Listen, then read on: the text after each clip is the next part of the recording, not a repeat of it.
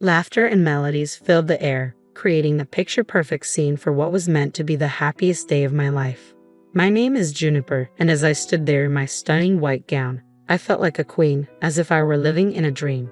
Everything seemed flawless until, in an instant, it all shattered. "Juniper, dear, could you come here for a moment?" My mother-in-law's voice cut through the joyful atmosphere like a knife, sharp and more commanding than a request. I exchanged a quick smile with my friend and excused myself, sensing something was off in the way my mother-in-law stood, rigid and tense. Her smile didn't quite reach her eyes.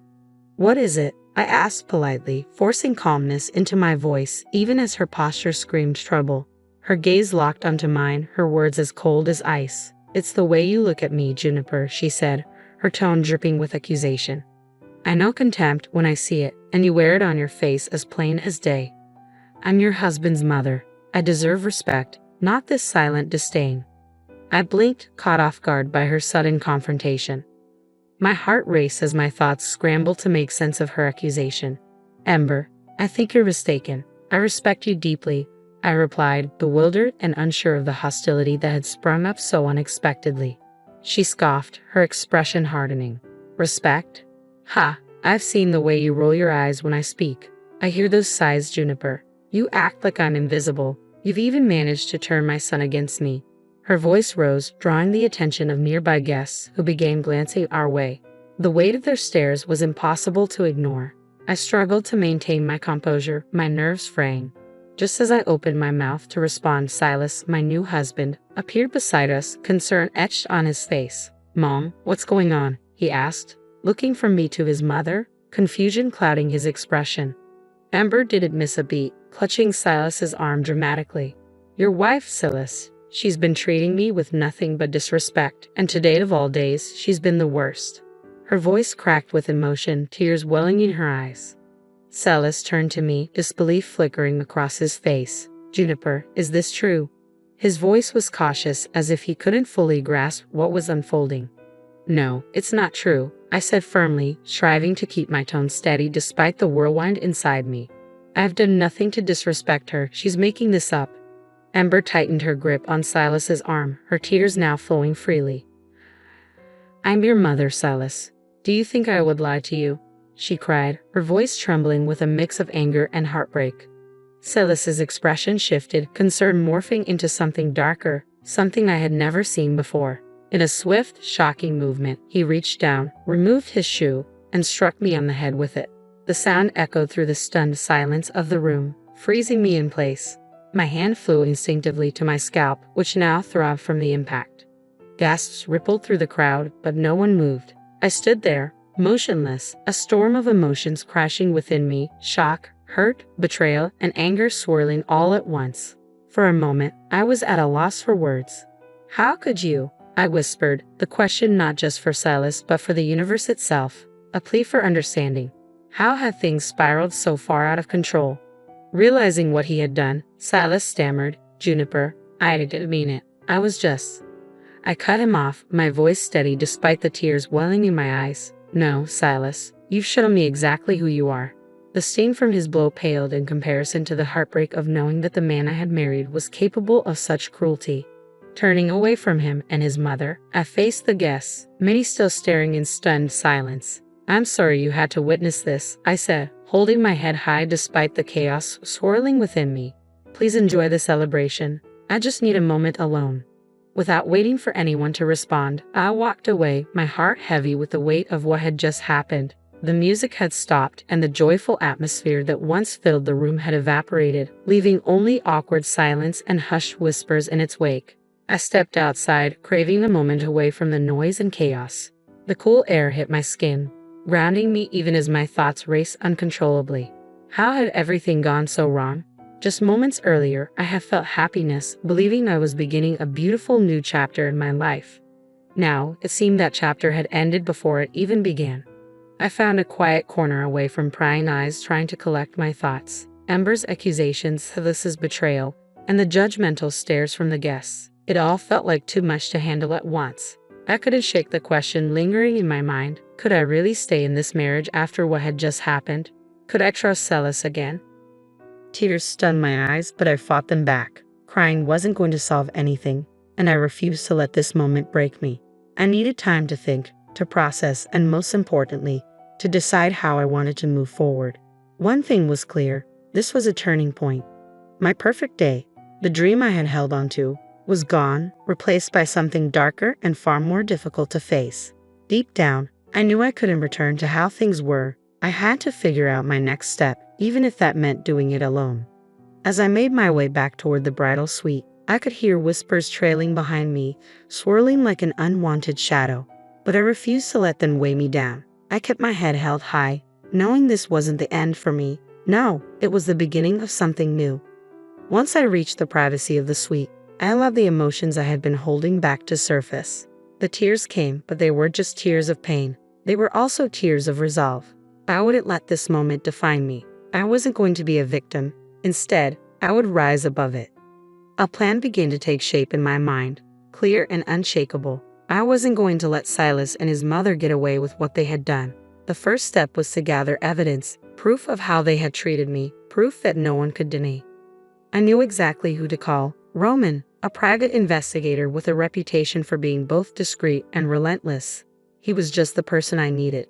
With him on my side, I would uncover the truth, no matter how deeply it was buried. I reached out to Roman without hesitation, confident he was the only one capable of helping me with such a delicate situation. His reputation for thoroughness made him the perfect choice. "Roman, I need your help," I told him, trying to keep my voice steady. "My husband, Silas, and his mother haven't exactly been kind to me, and I need proof of their behavior." He listened carefully, his voice calm and professional as always. "What kind of evidence are we looking for?" he asked, showing no hint of surprise. "Anything that shows a pattern," I replied, feeling a surge of determination. I explained that the abuse could take many forms: emotional, financial, or even legal. Anything that could help prove what they had been doing. "Understood," he replied without hesitation. "I'll start with surveillance and a background check. I'll dig into their history, their finances, everything. You'll get the evidence you need." With Roman on my side, I felt a spark of control ignite within me. For the first time in days, I had a plan. From that moment on, I began documenting every interaction I had with Silas and his mother, every conversation, every phone call. I needed to gather all the evidence I could. I wasn't leaving anything to chance. In the midst of the storm, my best friend Lilia became my lifeline. She had been there for me through thick and thin, her unwavering support giving me the strength to keep going. "Lilia, I don't know how I'd get through this without you," I admitted one day, feeling overwhelmed by the weight of it all. She placed a reassuring hand on my shoulder. "You're not alone, Juniper. I'm here no matter what, so tell me your plans." I explained everything to her, from gathering evidence with Roman to my desire to expose Silas and his mother for who they truly were. Lilia's expression darkened with concern. "Juniper, be careful," she warned. "They're not going to see this coming, and when they do, they'll be furious." "I know," I said with a determined nod, "but I can't let them get away with this." Over the next few weeks, the pieces of the puzzle started to fall into place. The phone recordings revealed how Silas's tone often shifted from cold to demeaning, his words dripping with subtle threats. Meanwhile, Roman uncovered alarming financial documents that showed just how much control Ember had over Silas's assets. Some transactions seemed shady, hinting at possible fraud lurking between the lines. One evening, Lilia and I sat together, combing through the growing pile of evidence. As we flipped through bank statements and emails, something jumped out at me. "Lilia, look at this," I whispered, pointing to a series of suspicious transfers. "They're moving large sums of money. Where is it all going?" Lilia leaned closer, scanning the emails. "It sounds like they're planning something, but we don't know what yet. We need to connect the dots." I muttered to myself, feeling the weight of everything slowly closing in. This wasn't just about emotional abuse anymore. There was a much larger scheme unfolding beneath the surface. Lilia's eyes widened. "Juniper, this is bigger than we thought," she whispered, her voice laced with both excitement and fear.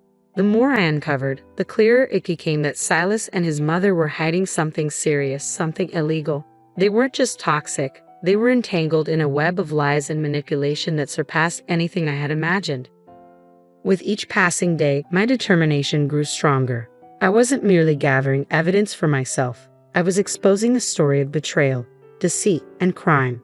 Silas and his mother had spent years weaving this elaborate web, but now I had the power to unravel it. One day, as I reviewed the documents again, the truth struck me like a bolt of lightning.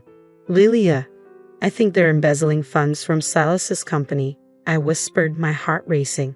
"These documents are incriminating." Lilia's expression turned serious. "Juniper, this is dangerous," she cautioned quietly. "You need to be careful. They're not going to take kindly to being exposed."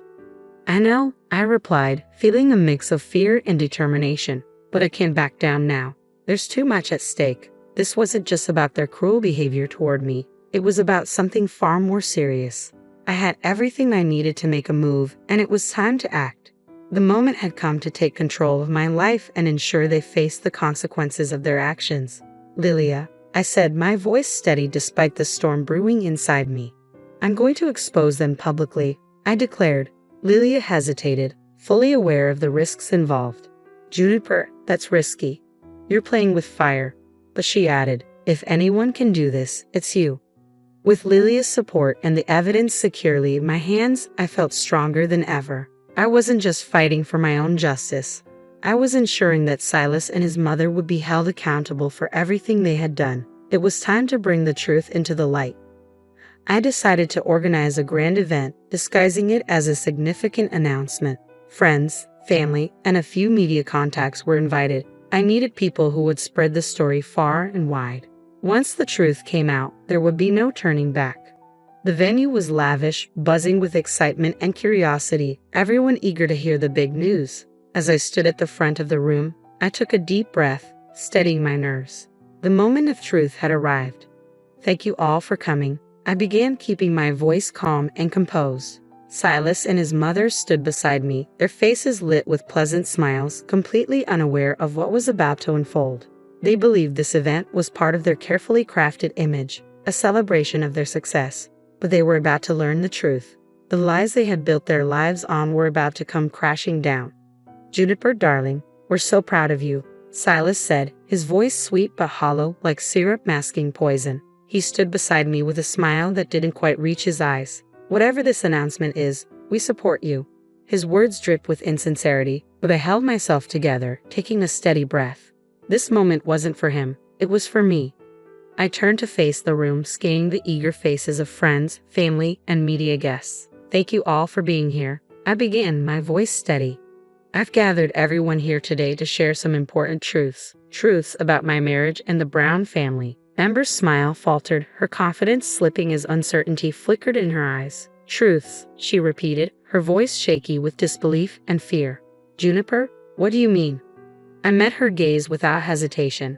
"I mean the abuse, the lies, and the illegal activities that have been hidden beneath the surface." My voice grew stronger with each word, and a tense silence fell over the room as the crowd hung on my every syllable. Silas's face turned crimson, his barely contained rage bubbling just beneath the surface. "Juniper, have you lost your mind?" he hissed through clenched teeth, his fists tightening at his sides. "Quite the opposite, Silas," I replied with eerie calm. "I've never been more clear-headed, and I've never been more sure of what I need to do." With that, I gestured toward the large screen behind me. "Exhibit A," I announced. A video began to play, showcasing one of Silas's many abusive rants.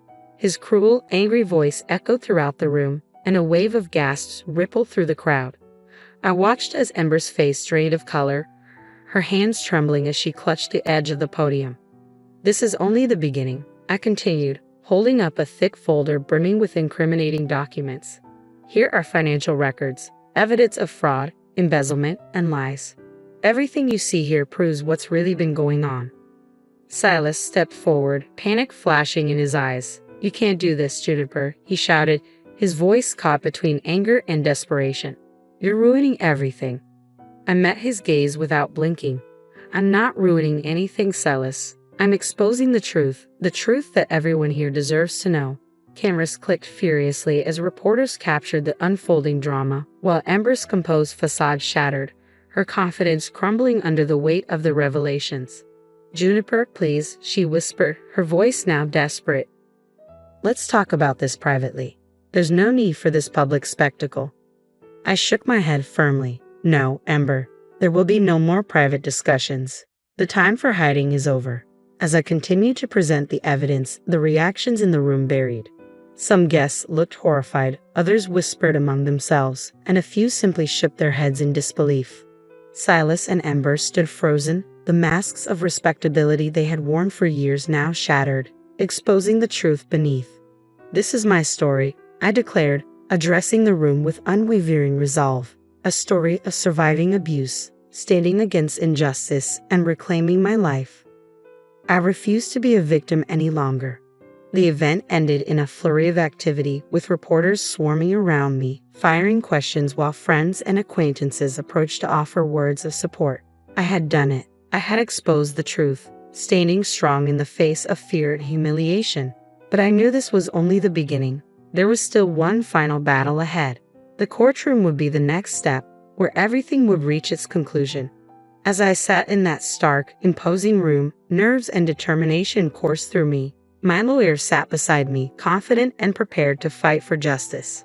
Across the courtroom, Silas and Ember appeared uneasy, their once confident expressions replaced by visible anxiety.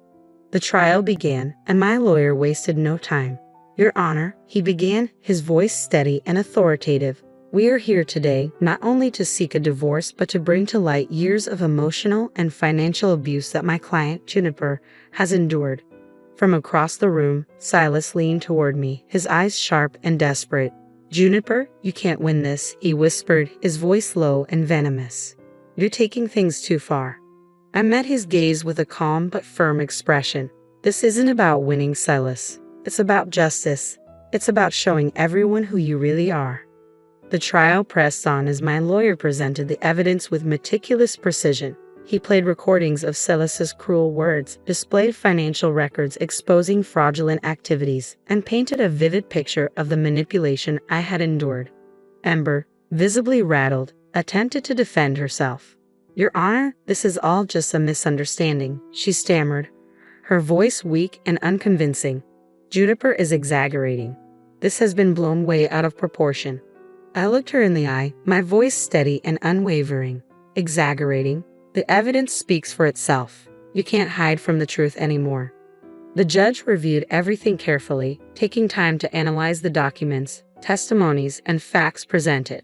Minutes stretched into what felt like an eternity, but I stayed composed, knowing the truth was finally being revealed.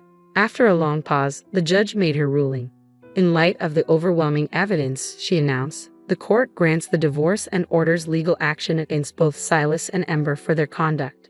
The sound of the gavel striking the bench echoed through the room, marking the end of this painful chapter of my life. Relief and vindication washed over me like a wave. I had stood up to them, fought for justice, and emerged victorious. With the legal battles behind me, I knew it was time to start fresh. I found a small, peaceful home in the countryside, far from the chaos and pain of my past. The quiet surroundings and the beauty of nature provided the space I needed to heal. Sitting on the porch of my new home, a warm cup of tea in hand, I watched the sun dip below the horizon. The gentle rustling of leaves in the breeze and the distant chirping of birds filled the air. For the first time in what felt like forever, I felt at peace. This was my new beginning, a life free from lies, manipulation, and abuse. My journey had been long and difficult, but it was worth every step. I hadn't just survived, I had triumphed. I had found my strength, reclaimed my voice, and now I was free. As the sun set, casting a golden glow across the sky, a small smile spread across my face. The future was uncertain, but it was mine to shape, a future filled with hope, healing, and happiness. This was my story of triumph, a story of a woman who refused to be silenced. I had faced every challenge head-on, stood tall against all odds, and now, finally, I was living a life of freedom and peace.